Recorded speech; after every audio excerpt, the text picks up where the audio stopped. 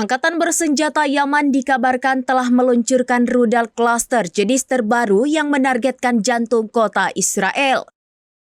Serangan mematikan ini diklaim menggunakan senjata paling berbahaya dan bahkan disebut-sebut sebagai petaka baru yang menimpa Tel Aviv. Serangan yang dilancarkan oleh kelompok Houthi ini merupakan respons keras atas gempuran Israel yang sebelumnya menargetkan istana presiden di Yaman. Hal ini dilaporkan oleh ynetnews.com pada Senin 25 Agustus. Sistem pertahanan udara Israel sempat mendeteksi hancurnya hulu ledak rudal tersebut. Namun dilaporkan bahwa 2 hingga 3 upaya intersepsi yang dilakukan oleh sistem pertahanan Israel gagal menghentikan laju rudal mematikan ini. Sebagai informasi, rudal balistik cluster bukanlah barang baru di kawasan konflik Timur Tengah. Kelompok proksi Iran di kawasan itu diketahui memiliki setidaknya 3 jenis rudal balistik dengan hulu ledak cluster yang memiliki jangkauan untuk mencapai seluruh penjuru Israel. Setiap rudal tersebut membawa ratusan kilogram bahan peledak, di mana di dalamnya terdapat sekitar 20 submunisi cluster kecil.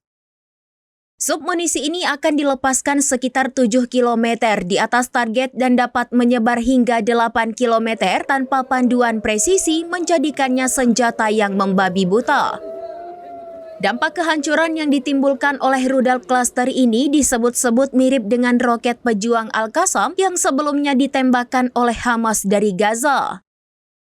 Meskipun demikian, daya ledak rudal cluster ini jauh lebih dahsyat dan berpotensi menimbulkan korban jiwa serta kerusakan parah yang lebih meluas.